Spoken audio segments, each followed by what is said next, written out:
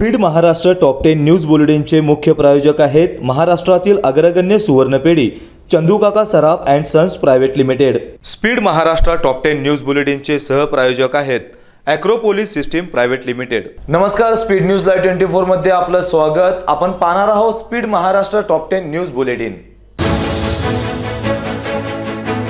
भारतीय प्रजासत्ताक दिनाच्या 73व्या वर्धापन दिनानिमित्त छत्रपती शाहू स्टेडियम इथं पालकमंत्री दीपक केसरकर यांच्या हस्ते मुख्य शासकीय ध्वजारोहण करण्यात आलं। त्यानंतर परेड कमांडर पोलीस उपअधीक्षक प्रिया पाटील यांच्या समवेत केसरकर यांनी परेडचे निरीक्षण केले। त्यानंतर पथसंचलन संपन्न झालं। यावेळी पालकमंत्री यांच्या हस्ते जिल्हा सैनिक कल्याण कार्यालय, जिल्हा उद्योग केंद्र, समाज कल्याण कार्यालय, तहसील कार्यालय, जिल्हा क्रीडा अधिकारी कार्यालय, सामाजिक वनीकरण विभाग, शिक्षण विभाग आदी विभागांच्या विविध पुरस्कारांचं वितरण करण्यात आलं। यावेळी पालकमंत्री दीपक केसरकर यांनी भारतीय प्रजासत्ताक दिनानिमित्त स्वातंत्र्य सैनिक, ज्येष्ठ नागरिक, लोकप्रतिनिधी, पदाधिकारी, अधिकारी, कर्मचारी, विद्यार्थी, पालक, नागरिक यांची भेट घेऊन प्रजासत्ताक दिनाच्या शुभेच्छा दिल्या। देशाची, राज्याची तसेच आपल्या जिल्ह्याची सर्वांगीण प्रगती होण्यासाठी जागरूक नागरिक म्हणून आपण सर्वांनी एकत्र येऊन काम करूया असं आवाहनही त्यांनी यावेळी केलं। यावेळी जिल्हाधिकारी राहुल रेखावार, मुख्य कार्यकारी अधिकारी संजय सिंह चव्हाण, महापालिका आयुक्त डॉक्टर कादंबरी बलकवडे, विशेष पोलीस महानिरीक्षक सुनील फुलारी, पोलीस अधीक्षक शैलेश बलकवडे, अप्पर जिल्हाधिकारी संजय शिंदे यांच्यासह स्वातंत्र्य सैनिक, ज्येष्ठ नागरिक, विद्यार्थी, शासकीय विभाग प्रमुख उपस्थित होते। कोल्हापुरातल्या आणि महाराष्ट्रातील सर्व जनतेला प्रजासत्ताक दिनाच्या हार्दिक शुभेच्छा। अतिशय दिमागदार असा हा सोहळा कोल्हापूर इथं संपन्न झालेला आहे। कोल्हापूरची परंपरा राहिलेली आहे आणि एक वैशिष्ट्य असं सुद्धा आहे की स्वतः छत्रपती शाहू महाराज हे प्रजासत्ताक दिनाच्या निमित्ताने उपस्थित राहतात आणि कोल्हापूरची थोर परंपरा ते कायम राखत असतात। कोल्हापूरच्या ज्या अनेक परंपरा आहेत त्याचं जतन करण्याची आपणा सर्वांना आवश्यकता आहे। ज्याप्रमाणे जयपूरचं स्थान भारताच्या नकाशावर आहे तसंच कोल्हापूरचं नाव झालं पाहिजे याच्यासाठी महाराष्ट्र शासन कटिबद्ध आहे। दसरा आपण चांगल्या तऱ्हेने साजरा केलेला आहे। हेरिटेज स्ट्रीट आपण या ठिकाणी पंचगंगेच्या काठेचा विकास करतोय। पंचगंगेचं पाणी हे खूप दूषित होत चाललेलं आहे, त्याच्यामुळे एक वेगळा कार्यक्रम घेण्यासाठी मुख्यमंत्री महोदयांनी मीटिंग घेतलेली आहे, त्याचा कार्यक्रम निश्चित केलेला आहे। आमचं टार्गेट आहे की येत्या 2 वर्षामध्ये किमान 50% खाली प्रदूषणाची लेवल नेण्याची आवश्यकता आहे, ती नेली जाईल। कोल्हापूर शहर हे वैभव आहे आणि त्याच्यामध्ये महालक्ष्मीचं देऊळ हे तर त्याचं वैभव आहे। 3.5 शक्तिपीठापैकी ते एक आहे। तिथं सुविधा निर्माण करण्याचा कार्यक्रम हा गेली 2 महिने चालू झालेला आहे। छत्रपती ट्रस्टचं चांगलं सहकार्य हे या कार्यक्रमाला लाभतं आहे आणि त्यामुळे त्या ठिकाणी टॉयलेट्सची सोय असेल, वेगवेगळी कार्यालय असतील, महालक्ष्मीच्या ज्या वेगवेगळ्या धार्मिक विधी होतात त्याच्यासाठी जागा उपलब्ध करून देण्यासाठी वेगवेगळी शासकीय कार्यालयांचं स्थलांतर केलेलं आहे आणि ही कामं येत्या 1 आठवड्यामध्ये सुरू होणार आहेत। सर्वात महत्त्वाचं म्हणजे जो सुमंगलम हा जो कार्यक्रम होतो आहे हा 20 तारीखपासून सुरू होतो आहे आणि जी पंचतत्व आहेत, पर्यावरणाचं रक्षण कसं करायचं याचं उत्कृष्ट उदाहरण हे संपूर्ण भारतापर्यंत होईल। नवीन पिढीला या सगळ्या गोष्टीची माहिती तर होईलच, परंतु या सर्वाची अंमलबजावणीसुद्धा कोल्हापूर जिल्ह्यामध्ये होईल, जेणेकरून कोल्हापूर हा पर्यावरणाच्या बाबतीत भारतातला आणि महाराष्ट्रातला पहिला जिल्हा ठरावा अशा रीतीची कामगिरी करत असताना कणेरी ठिकाणी असलेला सिद्धगिरी मठ आणि महाराष्ट्र शासनाचा पर्यावरण विभाग आणि अनुषंगिक सगळेच विभाग, सर्व विभाग एकत्र येऊन हा कार्यक्रम यशस्वी करण्यासाठी कटिबद्ध आहेत। भारताचे पंतप्रधान आदरणीय नरेंद्रजी मोदी साहेब यांना या प्रसंगी निमंत्रित करण्यात आलेलं आहे। सर्वांनीच या कार्यक्रमामध्ये सहभागी झालं पाहिजे। कोल्हापूरचं जे वैभव आहे वृद्धिंगत झालं पाहिजे। त्याच्यामध्ये कोल्हापूरची कुस्ती असेल, वेगवेगळे साहसी खेळ असतील आणि आपण आता या ठिकाणी बघितलं झांज पथक आहे, मर्दानी खेळ आहे। जे कोल्हापूरचं वैशिष्ट्य आहे ते कायम राखण्यासाठी, त्याला राजाश्रय देण्यासाठी महाराष्ट्र शासन कटिबद्ध आहे। सांगली जिल्ह्यात 73वा प्रजासत्ताक दिन उत्साहात साजरा करण्यात आला। प्रजासत्ताक दिनानिमित्त पोलीस परेड ग्राउंडवर पालकमंत्री डॉक्टर सुरेशभाऊ खाडे यांच्या हस्ते शासकीय ध्वजारोहण करण्यात आलं। यावेळी जिल्हाधिकारी डॉक्टर राजा दयानिधी, महापालिका आयुक्त सुनील पवार, पोलीस अधीक्षक डॉक्टर बसवराज तेली, अप्पर अधीक्षक आंचल दलाल, निवासी उपजिल्हाधिकारी मौसमी बर्डे यांच्यासह शासकीय अधिकारी उपस्थित होते। ध्वजारोहण झाल्यानंतर पालकमंत्री सुरेश खाडे यांनी संचलन पाहणी केली। यानंतर पालकमंत्री खाडे यांनी आपले मनोगत व्यक्त करताना सरकार चांगल्या पद्धतीने काम करत असल्याचं सांगत जिल्ह्यात पुढील काळात विकास कामांना गती दिली जाईल असं सांगितलं। यावेळी विविध क्षेत्रात उल्लेखनीय कामगिरी केल्याबद्दल आणि राष्ट्रपती पदक जाहीर झालेल्या पोलीस अधिकारी, कर्मचारी तसेच गुणवंत खेळाडू याचा पालकमंत्री डॉक्टर सुरेशभाऊ खाडे यांच्या हस्ते सत्कार करीत गौरवण्यात आले। यानंतर अत्यावश्यक सुरक्षा यंत्रणांनी संचलन करीत मानवंदना दिली। यानंतर विविध शाळांतील विद्यार्थ्यांनी सांस्कृतिक कार्यक्रम सादर केले। यावेळी महापौर दिग्विजय सूर्यवंशी, खासदार संजय पाटील, आमदार सुधीर गाडगीळ यांच्यासह स्वातंत्र्य सेनानी, ज्येष्ठ नागरिक उपस्थित होते। कोल्हापुरात आज प्रजासत्ताक दिनाच्या पार्श्वभूमीवर एक अनोखी रॅली पाहायला मिळाली। ही रॅली कोणा व्यक्ती अथवा संघटनेची नव्हती, तर ही रॅली होती जुन्या पुराण्या दुर्मिळ वाहनांची रॅली होती। कोल्हापूरकर नेहमीच दुर्मिळ आणि जुन्या वस्तूंचा संग्रह करण्याचा शौक ठेवतात। अशाच दुर्मिळ वाहनांची रॅली कोल्हापुरातील प्रमुख रस्त्यावर आज पाहायला मिळाली।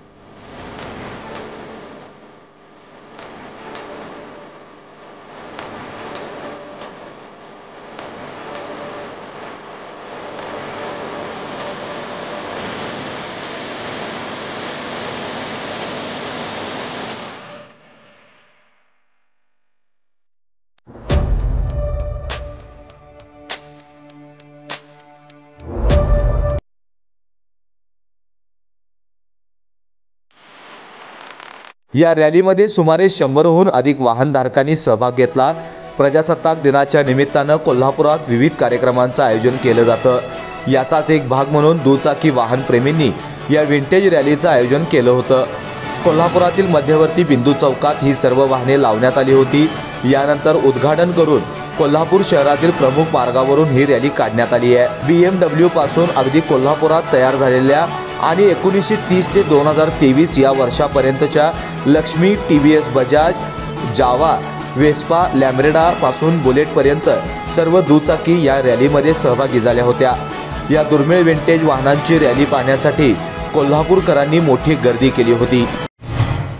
भारतीय प्रजासत्ताक दिनाच्या निमित्ताने कोल्हापुरातील महाराष्ट्र रिक्षा चालक सेनेच्या वतीनं भव्य अशा रिक्षा सौंदर्य स्पर्धा भरवण्यात आल्या होत्या। या स्पर्धेत महाराष्ट्रातून सुमारे 50 रिक्षा चालकांनी सहभाग घेतला। या स्पर्धेदरम्यान रिक्षा सौंदर्य सोबतच दरवर्षी महाराष्ट्र रिक्षा चालक सेनेच्या वतीनं शहरातील निवृत्ती चौक परिसरात या स्पर्धांचं आयोजन करण्यात येतं। या स्पर्धा पाहण्यासाठी कोल्हापूर जिल्ह्यासह परजिल्ह्यातील रिक्षा चालक आणि नागरिक मोठ्या संख्येने गर्दी करत असतात। यंदा देखील भव्य अशा रिक्षा सौंदर्य स्पर्धा भरवण्यात आल्या। या रिक्षा सौंदर्य स्पर्धेमध्ये सहभागी झालेल्या रिक्षा आरामदायी कुशनच्या आसन व्यवस्था, TV, AC यांच्यासह विविध सोयी सुविधा असणाऱ्या हायटेक रिक्षा पाहायला मिळाल्या। मी महाराष्ट्र रिक्षा चालक सेना जिल्हा प्रमुख संघटनेच्या माध्यमातून आम्ही गेली 22 वर्ष रिक्षा स्पर्धा घेतोय। या स्पर्धेत महाराष्ट्रातून कोल्हापूर, सांगली, सातारा, पुणे, मुंबई, औरंगाबाद, नगर, रत्नागिरी, सिंधुदुर्ग तसेच बेळगावहून देखील या स्पर्धेत रिक्षा सहभागी होतात। स्पर्धेत ज्या रिक्षा असतात त्या प्रथम क्रमांक यावा व महाराष्ट्र सौंदर्य यावी म्हणून एकमेकाच्या ईर्षेनं गाड्या तयार केलेल्या असतात। सदर गाड्यांनी रिक्षाची किंमत आहे 2,60,000 आणि त्याला वरती खर्च केला असतो 2,70,000 रुपये। अशा पद्धतीची रिक्षा तयार करून कोल्हापुरातल्या स्पर्धेत प्रथम क्रमांक पटवून महाराष्ट्रातली रिक्षा प्रथम क्रमांकाची या उद्देशानं आपल्या कोल्हापुरात या स्पर्धा मोठ्या प्रमाणात होत असतात। त्याला तुमच्या सर्व लोकांचं, मीडिया लोकांचं सहकार्य लाभल्यामुळं आमच्या मोठ्या प्रमाणात स्पर्धा होतात। दरम्यान या स्पर्धेमध्ये रिवर्स रिक्षा चालवण्याच्या स्पर्धा देखील संपन्न होतात। अनेक रिक्षा चालक आपली 3 चाकी रिक्षा 2 चाकावर चालवतो तर कोणी रिव्हर्स गिअरमध्ये सुपरफास्ट रिक्षा पळवतो। त्याचबरोबर आपला उदरनिर्वाह चालवणाऱ्या रिक्षांना सजवण्यासाठी रिक्षा चालकांनी लाखो रुपये खर्च केलेले असतात। या रिक्षा सौंदर्य स्पर्धा पाहण्यासाठी आज नागरिकांनी मोठी गर्दी केली होती। कोल्हापुरातील श्री अंबाबाई मंदिरात भाविकांना पिण्याच्या पाण्याची सोय व्हावी म्हणून वॉटर प्युरिफायर कूलर बसवण्यात आलंय। या वॉटर प्युरिफायर कूलरचे उद्घाटन पालकमंत्री दीपक केसरकर यांच्या हस्ते आज करण्यात आलं। पालकमंत्री दीपक केसरकर यांनी श्री अंबाबाई देवीचं यावेळी दर्शन घेतलं। त्यानंतर मंदिरात दर्शनासाठी येणाऱ्या भाविकांना पिण्याचे शुद्ध पाणी उपलब्ध व्हावे यासाठी बसवण्यात आलेल्या वॉटर प्युरिफायर कूलरचे त्यांनी उद्घाटन केलं। यावेळी पालकमंत्री दीपक केसरकर यांनी मंदिर परिसराची पाहणी देखील केली। तसेच दर्शनासाठी येणाऱ्या भाविकांना स्वच्छतागृहाची सुविधा तात्काळ उपलब्ध करून देण्याबाबत प्रशासनाला सूचित केले।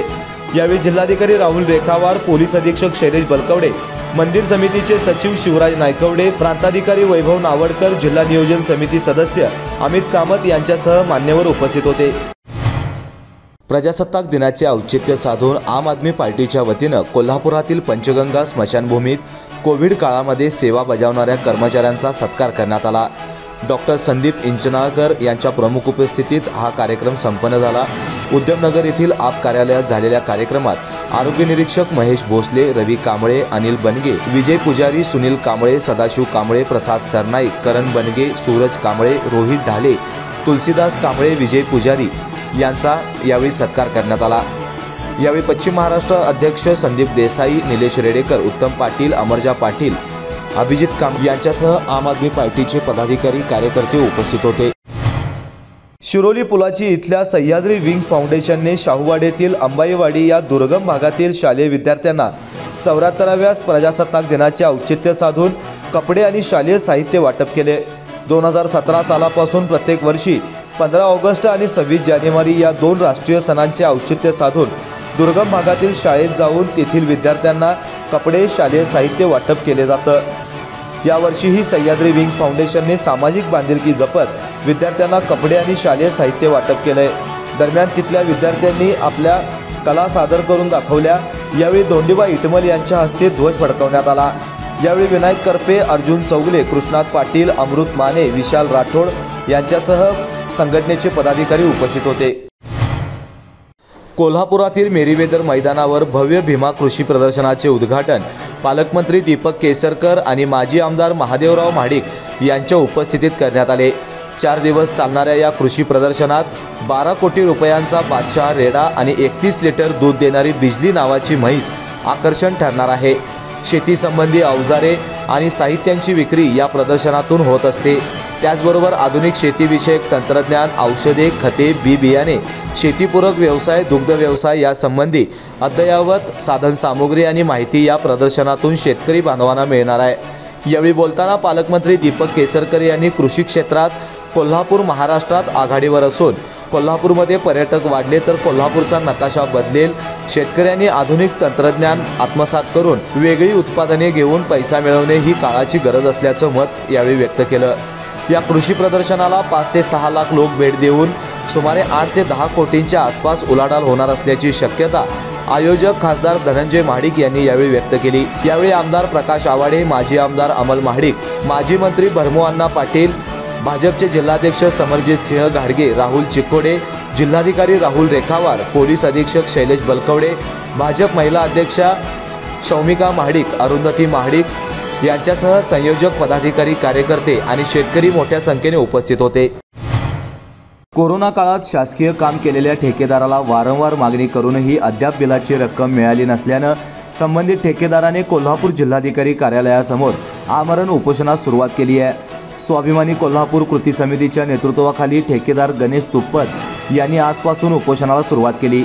गणेश तुप्पद यांना कोरोना पेशंटना जेवण, नाश्ता, चहा आणि कोविड सेंटरची साफसफाई, स्वच्छतेचा अधिकृत ठेका मिळाला होता। त्यानंतर 16 एप्रिल ते 24 सप्टेंबर 2021 पर्यंतचे एकूण बिल 17,22,530 इतकं झालं असून संबंधित खात्याकडे सर्व बिले त्यांनी सुपूर्द केली होती। मात्र आजपर्यंत एकूण रकमेपैकी 1ही रुपया मोबदला त्यांना मिळालेला नाही। याबाबत वारंवार स्वाभिमानी कोल्हापूर कृती समितीच्या वतीने संबंधित अधिकाऱ्यांकडे प्रलंबित बिलासंदर्भात विचारणा केली गेली, मात्र शासनाकडे निधी उपलब्ध झाल्यानंतर आम्ही तुम्हाला कळवतो असे जुजबी उत्तर देत असल्याचा आरोप यावेळी स्वाभिमानी कोल्हापूर कृती समितीचे प्रकाश सरनाईक यांनी केला. नमस्कार. स्वाभिमानी कोल्हापूर कृती समिती, मी प्रकाश सरनाईक. मला गणेश तुप्पदानी 4 दिवसापूर्वी तक्रार अर्ज दिला. माझ्या कोविडच्या बिलासंदर्भात माझी अशी अडचण झालेली आहे आणि आता मला रस्त्यावर आलेलो आहे, देशोधडी लागलेला आहे. आणि त्यांनी जे दिलेलं पूर्ण त्यांचा जो सगळा डाटा मी ऐकला आणि त्यानंतर यांनी जो उपोषणाचा मार्ग अवलंबलेला आहे ह्यासाठी यांना पाठिंबा देऊन आणि ह्यांचा मार्ग आणि यांचे पैसे यांना मिळवून देण्याकरिता आज पालकमंत्री साहेबांना आम्ही जाऊन आत्तानी भेटलेलो आहे. यापूर्वी 23 तारखेला मी कलेक्टर ऑफिस व संबंधित सर्व ऑफिसना तशी रिसर पत्र दिलेलं आहे आणि त्यामध्ये शासनाकडे पैसे नाही आहेत आणि ज्यावेळी आपत्कालीन निधी उपलब्ध होईल त्यावेळी आम्ही यांचं बिल देऊ अशा पद्धतीचे मला 12 तासाच्या आतमध्ये मला घरपोच त्यांनी देण्यासाठी त्यांनी खटाटोप करून मला त्यांचे पत्र दिलं. तीच तत्परता जर 2021 पासून तटलेल्या त्यांच्या गणेश तुप्पदसारख्या एका सामान्य वृत्तपत्र विक्रेत्याचं आणि त्यांनी कोविडच्या काळात सेवा पुरवलेल्या त्या व्यक्तीचं जर 17,22,530 रुपयाचं बिल त्याच वेळी जर त्याला सँक्शन केलं असतं त्या काळातल्या सरकारनं तर ही वेळ त्यांच्यावर आता आली नसती. आज त्यांचा व्यवसाय बंद झालेला आहे. आज दुसरी गोष्ट म्हणजे त्यांच्या गाडीसुद्धा त्यांनी फायनान्सनं वळून नेली होती, तीसुद्धा आम्ही सोडून आणली कॉन्ट्रिब्युशन घालून. आणि आज त्यांच्यावर उपासमारीची वेळ आलेली आहे. आज त्यांचे वडील गेले 5 दिवस झाले आजारी आहेत. त्याचं पत्रही आम्ही आज पालकमंत्री साहेबांना दिलेलं आहे आणि पालकमंत्री साहेबांना विनंती केलेली आहे, शासनाकडे जर खरोखर पैसे नसतील आपत्कालीनसाठी तर गणेश तुप्पदसारख्या अशा आमच्या एका सामान्य कार्यकर्त्यांना आमच्याकडे मागणी केली. त्याच्यासाठी सर्व शासकीय ऑफिसमध्ये आम्हाला जाऊन भीक मागण्याची परमिशन मिळावी, कारण कोल्हापूर हे भिकारीमुक्त करण्यासाठी आमचाही खालीचा वाटा आहे. पण भीक मागणे कायद्यानं गुन्हा आहे, पण आम्हाला आता ती परमिशन आम्हाला रितसर द्यावी. त्यातून आम्ही यांची देणी भागवतो आणि त्याचा डाटासुद्धा तुम्हाला पाठवतो, कारण आता याला जीवन मरणाशिवाय याला पर्याय नाही आहे. आज त्यांच्या मुलग्याचा वाढदिवस आहे आणि तिने आज दिवस तो निवडला आहे. जर मुलगा इथं आला बाबांच्या शिवाय केक कापणार नाही म्हणून त्याने जर इथं येऊन केक कापला तर पोरग्याच्या वाढदिवसाचा केक बाप का खात नाही, ह्या पोरग्याला काय करणार? आमरण उपोषण म्हणजे काय आणि यांचा ह्यात जीवही जाऊ शकतो. आणि असंवेदनशील हे निर्डावलेले आतले अधिकारी जर अशा पद्धतीने आणि यांचा काही तर गौरवभंगाला आणि ह्यातून फार मोठा स्कॅम आहे असा माझा व्यक्तिगत आता ह्यातून अर्थ झालेला आहे. आणि 130 कोटीची PPE किट आणि ह्यांची बिलं भागवायला पैसे आहेत आणि आता 15 कोटी यांना शासनाकडून येत नाहीत, म्हणजे ह्यात काहीतरी मोठं गौरवभंगाला आहे आणि ह्यांच्यानं काहीतरी आर्थिक मागणी यांची असणार आहे असाही यातून अर्थ निघतो. आणि यांची सखोल चौकशी लावावी अशी मी पालकमंत्र्यांना विनंती केली आहे. यातून जर 8 दिवसात नाही झालं तर सक्त वसुली संचालनालयाकडून यांची ED चौकशी लावण्यासाठी वेळ पडली तर किरीट सोमय्यांचा ॲड्रेस शोधून त्यांच्याकडे मी मागणी करण्याचा माझा पूर्ण आता आमच्या संघटनेचा आम्ही आमचा आता ठरलेला आहे. धन्यवाद. कोरोना काळात केलेल्या कामाचा मोबदला न मिळाल्यानं गणेश तुप्पद यांच्यावर उपासमारीची वेळ आली आहे. सध्या ते कर्जबाजारी झाले आहेत. त्यामुळं घरची बेताची परिस्थिती, दवाखान्याचे खर्च आणि कर्ज पाहता आम्हाला भीक मागण्याची वेळ आल्याची खंत गणेश तुप्पद यांनी प्रसिद्धी पत्रकाच्या माध्यमातून व्यक्त केली आहे. सांगली जिल्ह्यातील नागज इथं 2 तरुणांच्यावर कोयत्याने हल्ला करण्यात आला आहे. यात एक जण गंभीर जखमी झाला आहे, दुसरा किरकोळ जखमी झाला आहे. साईनाथ लवटे याच्या हातावर कोयत्याने वार करून गंभीर जखमी करण्यात आले. भर रस्त्यावर हल्ला झाल्यानंतर या हल्ल्यातील जखमी शेजारच्या शाळेमध्ये जीव वाचवण्यासाठी पळत सुटले. हल्लेखोरांनी त्यांच्या मागे पळत सुटले होते. शाळेतील शिक्षक आणि विद्यार्थ्यांची गर्दी बघताच हल्लेखोर पसार झाले. जखमीवर शासकीय रुग्णालयात उपचार सुरू आहेत. या प्रकरणी कवठे महाकाळ पोलीस ठाण्यात 3 हल्लेखोरांवर गुन्हा दाखल झाला असून पोलीस त्यांचा शोध घेत आहेत. अद्याप हल्ल्याचं कारण अस्पष्ट आहे. स्पीड महाराष्ट्र टॉप 10 न्यूज बुलेटिनचे मुख्य प्रायोजक होते महाराष्ट्रातील अग्रगण्य सुवर्णपेढी Chandukaka Saraf and sons private limited. Speed Maharashtra top 10 news बुलेटिनचे सहप्रायोजक होते ASPL Agropolis system private limited.